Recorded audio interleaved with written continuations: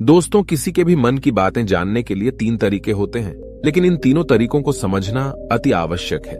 यदि आप इन तीनों तरीकों को समझ लेते हैं, तो आप किसी के भी मन की बातें बड़ी ही आसानी से जान सकते हैं, समझ सकते हैं। तो चलिए इसे एक बुद्ध कहानी के माध्यम से समझते हैं कि किस तरह से आप दूसरों की मन की बातें जान सकते हैं, समझ सकते हैं। बहुत समय पहले की बात है। एक छोटा सा गांव था। उस गांव में 2 भाई रहा करते थे। बड़ा भाई अंधा था, जिस कारण वो हमेशा घर पर ही बैठा रहता था, और छोटा भाई खेती किया करता था। लेकिन खेतों में अधिक जानवर आने से पूरी फसलें नष्ट हो जाती थी, जिस कारण छोटा भाई बहुत परेशान हो चुका था। तभी उसे एक तरकीब सूझी। एक दिन उसने सोचा, खेतों में से इन जानवर को भगाने के लिए क्यों ना मैं अपने बड़े भाई की मदद लूं। वैसे भी बड़े भैया अंधे हैं। अगर वह खेत में बैठे रहेंगे और जानवरों की आहट आने पर वो उन्हें जोर से चिल्लाकर भगा सकते हैं, जिससे हमारी फसलें बच सकती हैं। इसलिए उन्हें मैं खेत में बिठा देता हूं। ये सब सोच विचार करने के बाद उसने अपने खेत में ही एक छोटी सी झोपड़ी तैयार की और अपने अंधे भाई को उस खेत में बिठा दिया और उनसे कहा, भैया, यदि कोई जानवर की आहट आपको सुनाई दे तो आप जोर जोर से चिल्लाना। ये सुनकर वो जानवर यहां से भाग जाएंगे और हमारी फसलें नष्ट होने से बच जाएगी। बड़ा भाई अपने छोटे भाई की बात मान लेता है और वो उस दिन से खेत में ही रहना शुरू कर देता है। जब भी किसी जानवर की आहट उसे सुनाई देती तो वो तुरंत जोर जोर से चिल्लाना शुरू कर देता, जिससे वो जानवर उसके खेतों से भाग जाते। ऐसा करते करते कई दिन बीत चुके थे। तभी एक दिन उसके खेत में एक हिरण भागता हुआ आता है और वह खेत के बांध को तोड़कर वहां से भाग गया। लेकिन उसी हिरण का पीछा करते हुए एक राजा भी उस खेत में आ पहुंचा। तभी राजा की नजर उस अंधे भाई पर पड़ती है। राजा उस व्यक्ति से कहता है, देखो, मैं यहां पर एक जानवर का पीछा करते हुए आया हूं। क्या तुमने उस जानवर को यहां पर देखा है? इस पर वो व्यक्ति कहता है, हे राजन, मैं तो अंधा हूं। मैं भला किसी जानवर को कैसे देख सकता हूं? लेकिन मैं आपको इतना जरूर बता सकता हूं कि जो जानवर मेरे खेतों से होकर भागा है वो आपके लायक नहीं है। आप उसके पीछे अपना समय यूं ही व्यस्त कर रहे हैं। राजा उस अंधे व्यक्ति की बात सुनकर बड़ा अचरज में पड़ गया। वो ये सोचने लगा कि आखिर ये तो अंधा है, फिर इसे कैसे पता कि जिस हिरन को मैं तलाश रहा हूं वह हिरन मेरे लायक है ही नहीं। ये अंधा व्यक्ति मुझे कैसे बता सकता है? तभी राजा उस अंधे व्यक्ति से कहता है, कहीं तुम मुझसे झूठ तो नहीं कह रहे? एक तरफ तुम ये कहते हो कि तुम अंधे हो और दूसरी तरफ तुम ये भी कह रहे हो कि जो जानवर यहां से भागा है वो मेरे लायक नहीं है। इस पर वो अंधा व्यक्ति कहता है, हे राजन, जिसे आप एक हिरण समझ रहे हैं, असल में वो एक हिरण नहीं है, बल्कि एक हिरणी है, और वो भी गर्भवती है। और जहां तक मुझे ज्ञान है, मैंने कभी किसी राजा को किसी गर्भवती हिरणी का शिकार करते हुए नहीं सुना है। और इसी कारण मैं आपसे ये कह रहा हूं कि वो हिरणी आपके लायक नहीं है। आप उसके पीछे अपना समय व्यर्थ ना करें।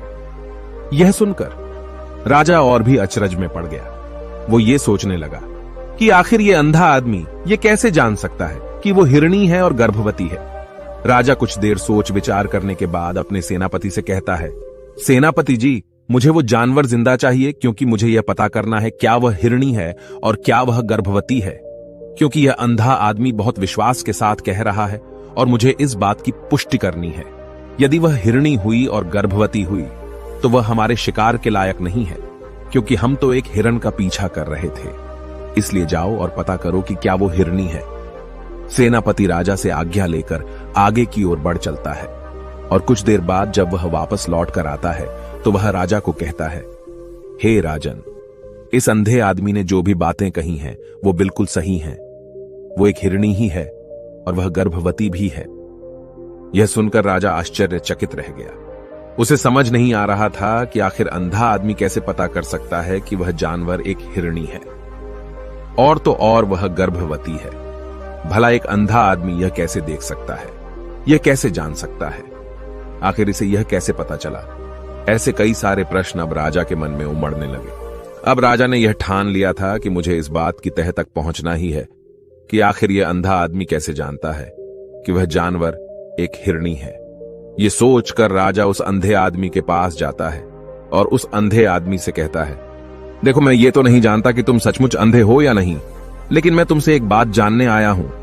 क्या तुम मेरे प्रश्न का सही सही जवाब दोगे? इस पर अंधा व्यक्ति कहता है, हे राजन, आप जो कुछ पूछना चाहते हैं मुझसे पूछ सकते हैं, मैं आपको बिल्कुल सच सच जवाब दूंगा।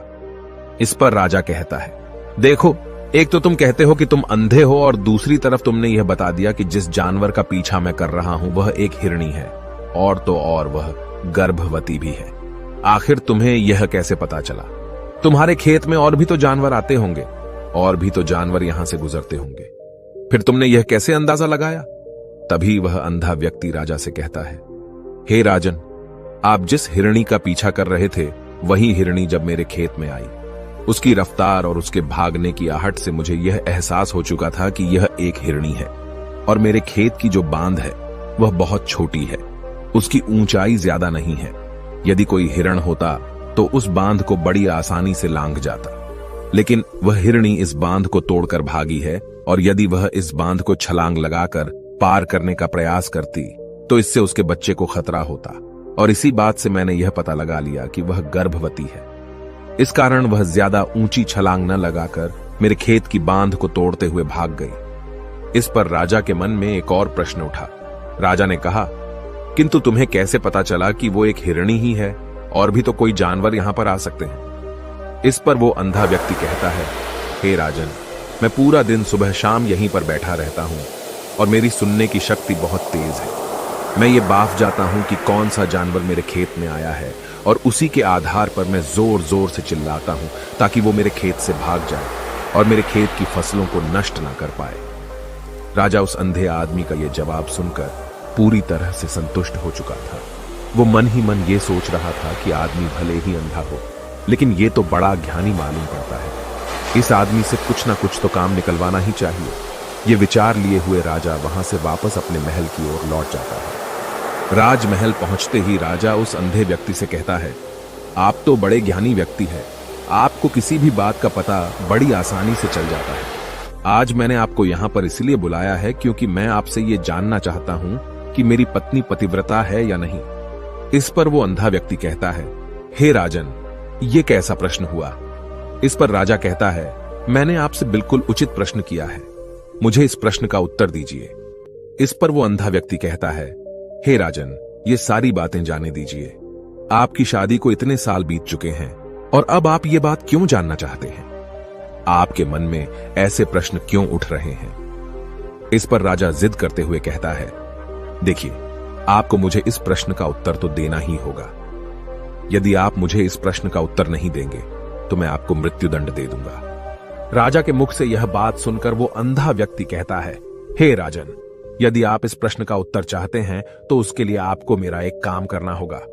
राजा कहता है, बोलो, मुझे क्या काम करना होगा? इस पर व्यक्ति कहता है, इसके लिए आपकी पत्नी को मेरे साथ कमरे में अकेले छोड़ना होगा। उस अंधे व्यक्ति की यह बात सुनकर राजा पहले तो क्रोधित हो जाता है, लेकिन फिर कुछ सोच विचार करने के बाद वह उस व्यक्ति की बात मान लेता है और अपने सेनापति को आदेश देता है, सेनापति जी, इस व्यक्ति को और मेरी पत्नी को एक कमरे में कुछ देर के लिए अकेला छोड़ दे। सेनापति बिल्कुल वैसा ही करता है। अब राजा की पत्नी और अंधा आदमी एक कमरे में बंद हो चुके होते हैं। तभी वो अंधा आदमी राजा की पत्नी से कहता है, मुझे आपको छूना है।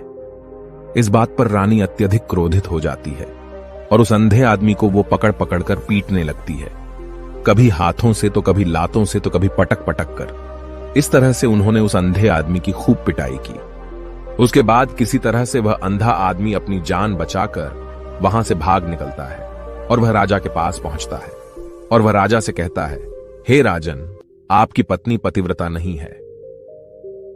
यह बात सुनकर राजा अत्यधिक क्रोधित हो उठता है और राजा अपनी तलवार निकालकर सीधा अपनी पत्नी की ओर जाता है और क्रोधित होकर वह अपनी रानी से कहता है, रानी जी, आज मैं जो भी सवाल आपसे करने वाला हूं उसका मुझे सच सच जवाब दीजिएगा, और यदि आपने एक शब्द भी झूठ कहा तो मैं आपका अभी के अभी सर धड़ से अलग कर दूंगा। तभी आगे वह राजा कहता है, मुझे बताइए, क्या आप पतिव्रता हैं या नहीं?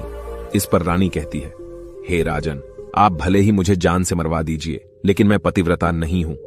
राजा यह बात सुनकर बहुत खुश हुआ, क्योंकि उस अंधे आदमी ने जो भी कहा था वह बिल्कुल सच था। यह बात सुनकर तुरंत ही राजा उस आदमी के पास पहुंचता है और आकर उस अंधे आदमी से कहता है, तुम्हें कैसे पता चला कि मेरी पत्नी पतिव्रता नहीं है? इस पर वह अंधा आदमी कहता है, हे राजन, बड़ी सीधी सी बात है। मैंने तो आपकी पत्नी से बस इतना ही कहा था कि मुझे आपको छूना है, और इस बात पर वह इतना क्रोधित हो उठी कि उन्होंने गुस्से में आकर मुझे लात घूंसों से पीटना शुरू कर दिया। और भला कोई औरत किसी और मर्द को कैसे छू सकती है? लेकिन उन्होंने न आव देखा न ताव, बस लात घूंसे मुझ पर बरसाने शुरू कर दिए। वह भी तो एक छूना ही हुआ, और एक पतिव्रता नारी कभी भी पराये मर्द को नहीं छूती। जब मैंने उसे छूने के लिए कहा था तो वह उस वक्त मुझे मना कर सकती थी, लेकिन उन्होंने तो मुझे पीटना शुरू कर दिया, और देखते ही देखते उन्होंने मेरे पूरे शरीर को छू लिया। अब आप ही बताइए, ऐसी स्त्री भला पतिव्रता कैसे हो सकती है? इस पर राजा कहता है, तुम तो बड़े ज्ञानी मालूम पड़ते हो। अच्छा ठीक है, चलो तुम मेरे एक प्रश्न का और जवाब दो। यदि तुमने मुझे इस प्रश्न का सही सही जवाब दे दिया तो मैं तुम्हें यहां से जाने दूंगा। आगे राजा उस अंधे आदमी से कहता है कि तुम मुझे यह बताओ, क्या मैं सच में अपने पिताजी का ही बेटा हूं या फिर किसी और का? इस पर वह अंधा भी कहता है, हे राजन, इस बात से आपका क्या लेना देना? आप किसी की भी औलाद हो, आखिर आप हैं तो इस राज्य के राजा, इसलिए इस प्रश्न को जाने दीजिए। लेकिन राजा कहता है, नहीं नहीं, मुझे इस प्रश्न का सही सही जवाब चाहिए, अन्यथा यह प्रश्न मुझे हमेशा परेशान करता रहेगा। इसलिए मैं इसका सही सही जवाब जानना चाहता हूं। यदि तुम इसका सही सही जवाब दे देते हो तो तुम यहां से जा सकते हो, मैं तुम्हें नहीं रोकूंगा। इस पर वह अंधा आदमी कहता है, हे राजन, इसके लिए तो मुझे आपके मां के पास भी जाने की कोई आवश्यकता नहीं है। मैं आपको अभी अभी यह बता सकता हूं कि आप किसकी औलाद हैं, लेकिन उससे पहले मैं चाहता हूं कि आप मुझसे एक वादा करें कि आप मुझ पर क्रोध नहीं करेंगे। राजन ने कहा, मैं तुमसे वादा करता हूं, मैं तुम पर क्रोध नहीं करूंगा। इसके बाद वह अंधा आदमी राजा से कहता है, हे राजन, आप है तो अपने ही पिता के पुत्र, लेकिन आप पर एक कंजूस सेठ की छाया पड़ी हुई है। यह सुन राजा बहुत क्रोधित हो उठा और वह तुरंत तलवार निकालकर अपनी मां के पास जा पहुंचा। वह वहां पर पहुंचने के बाद अपनी मां से कहता है, मां, मुझे सच सच बताइए, क्या मैं अपने ही पिता का पुत्र हूं या नहीं? यदि आपने मुझे सही सही नहीं बताया तो वह यहीं पर अपने प्राण त्याग दूंगा। मुझे बताओ, क्या सच है? इस पर उस राजा की मां कहती है, बेटा, तू है तो अपने ही पिता का पुत्र, लेकिन तुम्हारे ऊपर एक कंजूस सेठ की छाया पड़ी हुई है। जब मैं एक बार नहाने के बाद अपना मुंह आईने में देख रही थी, तभी उस कांच के पीछे मुझे एक कंजूस सेठ नजर आता है और उसी की छाया तुम पर पड़ चुकी है। यह सुन राजा बहुत खुश हो जाता है और वह तुरंत दौड़ा दौड़ा वापस उस अंधे आदमी के पास पहुंचता है और उस अंधे आदमी से कहता है, तुम्हें यह कैसे पता चला कि मुझ पर एक कंजूस सेठ की छाया पड़ी हुई है? इस पर वह आदमी कहता है, हे राजन, आपने मुझसे कई सारे सवाल पूछे जिनका जवाब मैंने आपको सही सही दिया है। यदि कोई और राजा होता तो मुझे इसके बदले में ढेरों सारे इनाम मिल चुके होते, लेकिन अब तक आपने एक फूटी कौड़ी तक नहीं दी है। इस बात से ही मैंने अंदाजा लगा लिया था कि आप बहुत कंजूस हो। यह बात सुनकर राजा जोर जोर से हंसने लगा और कहता है कि आप जो भी मांगेंगे वह मैं आपको अवश्य दूंगा, लेकिन मुझे यह बताओ कि तुम्हें कैसे पता चल जाता है कि कौन सी बात सही है और कौन सी गलत? तुम किसी भी बात का इतना सटीक और सही जवाब कैसे दे पाते हो? इस पर वह अंधा आदमी कहता है, हे राजन, मैं तो वैसे ही अंधा हूं। यदि मेरी आंखें होती तो मैं किसी की भी मन की बातें बड़ी सरलता से जान लेता। मन की एक भाषा होती है और यह भाषा मनुष्य के शरीर के व्यवहार के रूप में देखी जा सकती है। उसकी आंखों से, उसके होठों से, उसके काम करने के तरीके से, उसकी क्रियाओं से पता किया जा सकता है कि उसके मन में क्या चल रहा है। उसके आधार पर हम किसी के भी मन की बातें जान सकते हैं। लेकिन मैं तो अंधा हूं, मैं देख नहीं सकता, इसलिए मैं क्रियाओं से देखता हूं। यदि मुझे कोई बात जाननी हो तो अगले आदमी को कुछ काम देना पड़ता है, जिस पर वह व्यक्ति किस प्रकार काम करता है, किस तरीके से इस काम को करता है, उसके आधार पर ही मैं यह पता कर पाता हूं कि उसके मन में क्या चल रहा है। तभी वह राजा कहता है, तो क्या इसका अर्थ यह हुआ कि मैं भी किसी के मन की बातें जान सकता हूं? इस पर वह अंधा आदमी कहता है, हे राजन, अवश्य आप भी किसी भी व्यक्ति के मन की बात जान सकते हैं, किंतु उससे पहले आपको अपने ऊपर काम करना होगा, और वह काम है अपने मन को शांत करना, अपने मन को वर्तमान में लाना होगा, जिसके लिए मैं आज आपको 3 तरीके बताने वाला हूं। और ये तीनों ही तरीके बड़े ही आसान और सरल हैं। किंतु हे राजन, उससे पहले आपको एक काम करना होगा, अपने मन को एकाग्र करना होगा। जब हम अपने मन को एकाग्र करते हैं, अपने मन को वर्तमान में लाते हैं, तो हम दूसरे के मन की बात जान सकते हैं, क्योंकि वह आदमी अभी भी अपने मन में वर्तमान में ही सोच रहा है और हमें भी मन को वर्तमान में ही लाना होगा। तभी हम उसके मन की बातें जान सकते हैं। यदि हम अतीत में हुई घटनाओं के बारे में सोच रहे हैं, तो वह जो अगला आदमी वर्तमान में सोच रहा है, वर्तमान में अपने मन में बात कर रहा है, वह हम कैसे जान पाएंगे? क्योंकि हम तो अतीत की घटनाओं में डूबे हुए हैं। इसलिए किसी के भी मन की बात जानने के लिए सबसे पहले हमें हमारे मन को एकाग्र करना होगा, उसे वर्तमान में लाना होगा। आगे वह व्यक्ति राजा से कहता है, हे राजन, जो 3 तरीके मैं आपको बताने वाला हूं, इन 3 तरीकों से बड़ी आसानी से किसी के भी मन की बातें जान सकते हैं। उसके बाद वह अंधा आदमी राजा से कहता है, हे राजन, जो सबसे पहला तरीका है वह है आंखों पर ध्यान देना। किसी व्यक्ति से बात करते वक्त उसकी आंखों में देखना, उसकी आंखों पर ध्यान देना जो सबसे ज्यादा जरूरी है, क्योंकि आंखें बोलती नहीं पर बहुत कुछ कह जाती हैं। यदि हम किसी व्यक्ति की आंखों के इशारों को समझना सीख जाएं, हम यह जान पाएंगे कि व्यक्ति के दिमाग में क्या चल रहा है, वह क्या सोच रहा है और अभी वह क्या करने वाला है। मेरे पास आंखें नहीं हैं, लेकिन मैंने अपने गुरु से यह विद्या सीखी है, क्योंकि बहुत सालों पहले मेरे पास आंखें थीं और मैं उस वक्त लोगों के मन की बातें केवल उनकी आंखों से ही जान लेता था। इसलिए यदि आप भी दूसरों की मन की बातें जानना चाहते हैं, तो आपको भी उनकी आंखों पर गौर करना चाहिए, जैसे कि उनका आकार कैसा है, वह कब, कहां और किधर देख रहे हैं। यदि उसकी आंखें यहां वहां घूम रही हैं, जब आप उससे बातें कर रहे हैं, तो वहां वह इधर उधर मोड़ रहा है, कभी ऊपर तो कभी नीचे या कभी आसपास, या फिर उसकी आंखें खुश नजर आ रही हैं या फिर आंखें निराश नजर आ रही हैं, जैसे कि चोर होता है।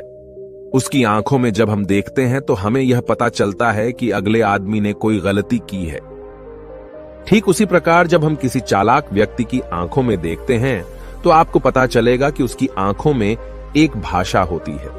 एक बहुत ही सीधा और आसान तरीका होता है। यदि आपको यह पता लगाना है कि सामने वाला व्यक्ति आपसे झूठ कह रहा है या फिर सही, तो आपको उसकी आंखों पर ध्यान देना अति आवश्यक है। यदि आपसे बात करते वक्त वह व्यक्ति अपनी आंखें यहां वहां घुमा रहा है, ऊपर नीचे, इधर उधर, दाएं बाएं, हर जगह देख रहा है, तो इसका अर्थ यह हुआ कि वह उस बात से निकलने का कोई रास्ता ढूंढ रहा है, वो कोई झूठ बना रहा है। यदि सामने वाला व्यक्ति आपसे कुछ झूठ कहने का प्रयास कर रहा है, तो वह आपसे नजर नहीं मिलाएगा। वह यहां वहां देखेगा, ऊपर नीचे देखेगा, लेकिन वह आपकी आंखों में आंखें डालकर कभी नहीं देख पाएगा, क्योंकि उसे डर है कि यदि उसने आपकी आंखों में आंखें डालकर देखी तो उसका झूठ पकड़ा जाएगा और लोगों को सच्चाई का पता चल जाएगा। और इसी प्रकार कुछ और भी भाषाएं होती हैं। जब आप किसी की आंखों में आंखें डालकर यह देखना शुरू कर देंगे कि उसके हाव भाव क्या है, ठीक उसी प्रकार चेहरे के हाव भाव होते हैं, जिससे हम मन की बातें बड़ी आसानी से समझ सकते हैं और इन्हें भी समझना बहुत जरूरी है। कभी कभी कोई व्यक्ति अपने चेहरे से जैसे आंख, होंठ और बहुत से कुछ अलग अलग व्यवहार करता है। यदि आप किसी व्यक्ति के चेहरे में गौर करेंगे तो आप आसानी से समझ पाएंगे कि वह व्यक्ति निराश है, जब व्यक्ति बहुत उदास है, या फिर वह बहुत खुश है, या फिर उसे कोई बहुत बड़ा दुख है। वह अपने अंदर क्या महसूस कर रहा है, ये सारी बातें हम उसके चेहरे के हाव भाव से पता कर सकते हैं। फिर चाहे इंसान जुबान से कुछ बोले या ना बोले, लेकिन आप उसके चेहरे से सब कुछ पता कर सकते हैं। आगे व्यक्ति राजा से तीसरा तरीका बताते हुए कहता है, हे राजन, इसी प्रकार तीसरी भाषा भी है, अर्थात तीसरा तरीका भी है, और वह है हाथों के इशारे और शरीर का व्यवहार। मन की बात समझने के लिए हमें हाथ के इशारे और शरीर के व्यवहार को समझना बहुत आवश्यक है। कोई व्यक्ति जब बात करता है तो आपने देखा होगा कि वो अपने हाथों को हिलाता रहता है, अपने हाथों से इशारा करता रहता है। बातों के साथ साथ अपना शरीर का जो व्यवहार है, अर्थात बॉडी लैंग्वेज, उसका भी पूरा उपयोग करता है, जिससे हमें यह पता चल पाता है कि वह व्यक्ति हमारी बातों पर कितना ध्यान दे रहा है और उसके मन में क्या चल रहा है। शरीर के व्यवहार को देखने के लिए उसके हाथ मटकाने, शरीर मटकाने और चेहरे पर बार बार हाथ लाने, हाथों का एक दूसरे से मसलना, ऐसी बहुत सी क्रियाएं होती हैं, उस पर हमें ध्यान देना अति आवश्यक है। मन की बात को समझने के लिए हमें शरीर के व्यवहार को भी समझना पड़ता है। यदि हम इन 3 तरीकों को सही तरीके से ध्यान देकर इन 3 तरीकों को अच्छे से समझ लेते हैं तो हम बहुत जल्दी किसी भी व्यक्ति के मन की बातें बड़ी सरलता और सहजता से जान सकते हैं। इसलिए यदि आपको किसी के मन की बातें जानी है तो आपको उसकी आंखों पर, उसके चेहरे पर, उसके शरीर के हाव भाव को और उसके हाथों को ध्यानपूर्वक देखना और समझना होगा, जिससे आप यह समझ पाएंगे कि आखिरकार उसके मन में क्या चल रहा है और वह क्या सोच रहा है। लेकिन उनसे पहले आपको अपने मन को एकाग्र करना होगा, शांत करना होगा और अपने मन को वर्तमान में लाना होगा। तभी आप उस व्यक्ति की इन सभी क्रियाओं पर ध्यान दे पाएंगे, उन्हें समझ पाएंगे। अन्यथा आप यदि अतीत की घटनाओं में व्यस्त हैं, भविष्य की योजनाओं में व्यस्त हैं, तो आप उस व्यक्ति के हाव भाव पर कभी ध्यान ही नहीं पाएंगे और न ही आप कभी यह समझ पाएंगे कि आखिर उस व्यक्ति के मन में क्या चल रहा है, वह क्या सोच रहा है। आपने देखा होगा कि ऐसे कई बड़े संत महात्मा हैं जो बड़ी ही शांति से आपको देखते हैं और आपको देखकर ही ये बता देते हैं कि आपके मन में क्या चल रहा है, आप उनसे क्या जानने आए हैं। और इसका सबसे बड़ा प्रमुख कारण यही है कि वह आपको पढ़ सकते हैं, आपको समझ सकते हैं, आपकी मन की बातें जान सकते हैं, क्योंकि उनका मन एकाग्र है, शांत है और यही कारण है कि वह आपके मन की बातें बड़ी सरलता से समझ जाते हैं। यदि आपने अब तक पूरी कहानी को सुना है तो मैं आपसे एक छोटा सा अनुरोध करना चाहता हूं। कृपया इस चैनल को सब्सक्राइब करें ताकि मैं आपके लिए और भी ऐसी ही ज्ञान से भरपूर कहानियां लेकर आ सकूं। नमो बुद्धाय। मिलते हैं एक नई कहानी के साथ अगली वीडियो।